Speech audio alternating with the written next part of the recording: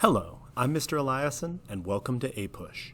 Today we're going to kick off Unit 4 by discussing the election of 1800 and its aftermath, one of the more important elections in early American history, leading to a variety of different exciting outcomes. So, no spoilers, we'll just dive in, and here are our objectives. We're going to basically try to introduce and explain early American Republican politics, lay out the various political parties, explain how the election of 1800 unfolded, and then, of course, what the aftermath is and why it's important. So, here we go.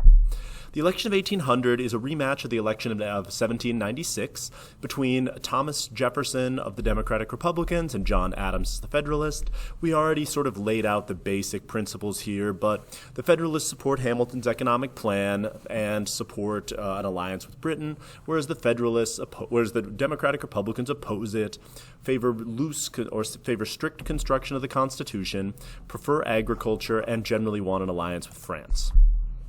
There weren't actually campaigns during this time period. No one was actually running for office. Everyone had this sort of Roman Republican sensibility that your greatness should simply be recognized, and then you would be anointed by all of your contemporaries and would be just sort of handed the office of the presidency, similarly to how George Washington was elevated unanimously.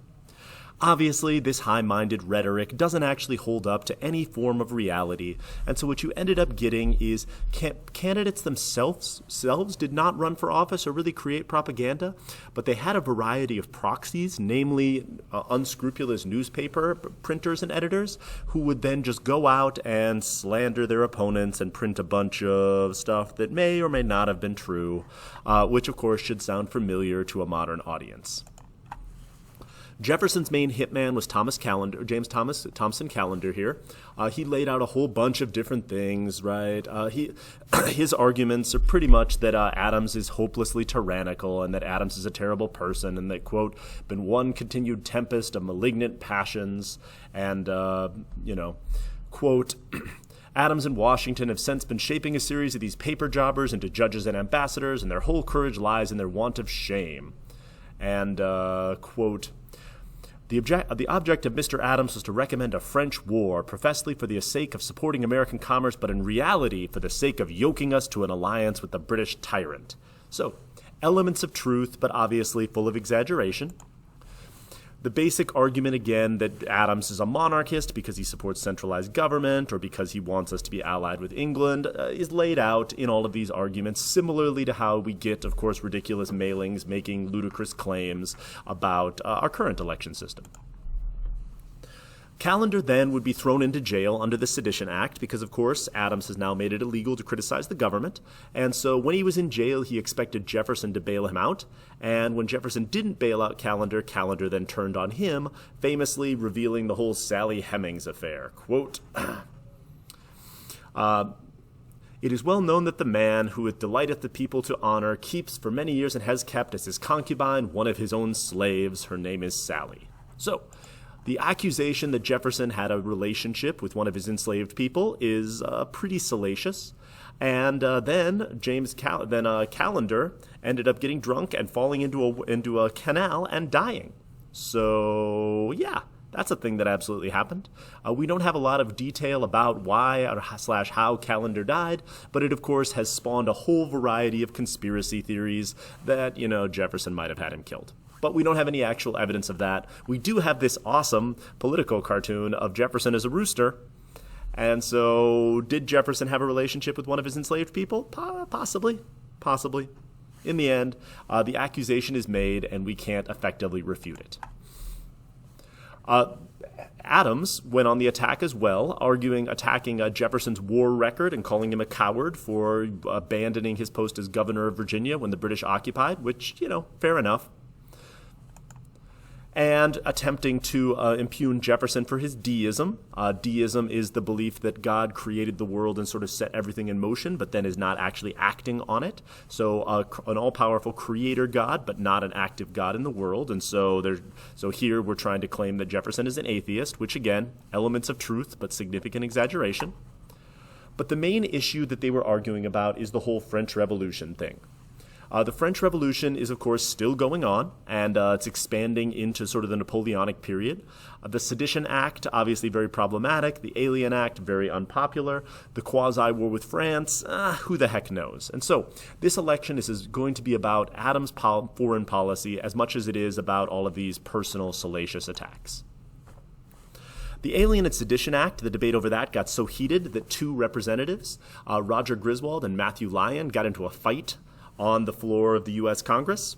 And we have this awesome poem here. He in a trice struck Lyon thrice, upon his head enraged, sir, who seized the tongs to ease his wrongs, and Griswold thus engaged, sir. So, in early American politics, we've got congressmen fighting each other on the floor of the U.S. Congress with a variety of fire-tending implements. So, yeah, that's exciting.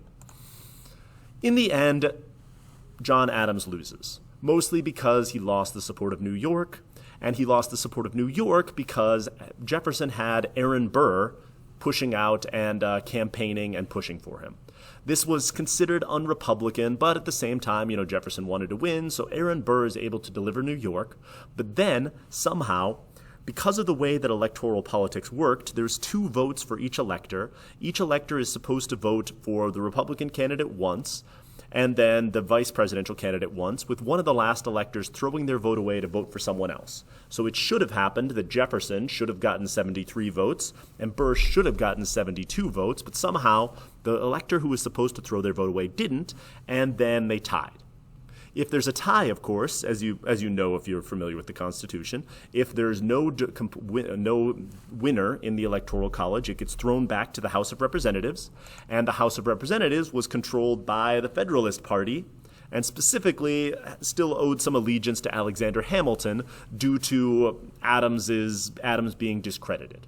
And so the Federalists end up siding with Jefferson, giving the election to him, and denying Aaron Burr the post of President of the United States. He becomes Vice President, but Jefferson then immediately freezes him out, and the Vice President continues to be a position of complete irrelevance, going all the way back to Washington and Adams. The Constitution doesn't specifically state that the Vice President is going to be irrelevant, but that's just kind of how it happened because of the personalities of the people involved. This significantly outraged Aaron Burr, and we'll get to that story in a minute, but this election represents the quote-unquote Revolution of 1800, which is a profound turning point in American history because this is the first time that we had a peaceful transfer of power from one president to another. John Adams merely packed up all of his stuff, left the capital, headed back to Boston, and resumed his life as a private citizen, accepting the results of the election and paving the way for a peaceful transfer of power, which has happened now in every single election in American history with the exception of one. Jefferson then gave a sort of an inaugural address attempting to unify and pull the country together, famously using the line, quote, "We are all Republicans, we are all Federalists. If there be any among us who would wish to dissolve the Union or to change its Republican form, let them stand undisturbed as monuments to the safety to which error of opinion may be tolerated, where reason is left free to combat it." And so Jefferson extends an olive branch to the Federalists, and we change moving into the next century, into the era of Jeffersonian Republicanism, which we'll be discussing pretty substantially next lecture. John Adams, on the way out, he does leave peacefully, but not totally willingly. On the way out during the lame duck period between when the election happens and when Adams leaves office, the Federalists in Congress pass the Judiciary Act, which is an attempt to hold on to some element of power. Basically, the Judiciary Act limited the powers of the Supreme Court and created a whole bunch of new district courts, specifically 16 new judgeships in 6 judicial circuits, which would then allow the Federalists to appoint these judges. Because of the sort of late nature of all of this stuff, these were known as the Midnight Justices, because the story is that Adams stayed up till almost midnight on his last day in office signing their judgeships. And this is going to become contentious and lead to one of the most important Supreme Court rulings in American history, but we'll get to that next time. We also passed the 12th Amendment, which separates out the election of president and vice president, so we're hopefully never going to have a president and vice president of different political parties, like we had with Adams and Jefferson, or a president and vice president who super hate each other, like Jefferson and Burr. In the end, the effect of this is that the Alien and Sedition Acts are going to lapse and not be a thing because Adams is out of office. Jefferson is going to substantially shrink the size of the federal government, which we'll talk about as we move forward. And in general, the massive federal bureaucracy that had been created under Hamilton is going to be allowed to wither and fade away. But we'll spend more time on that next time. Lastly, we have the feud between Burr and Hamilton.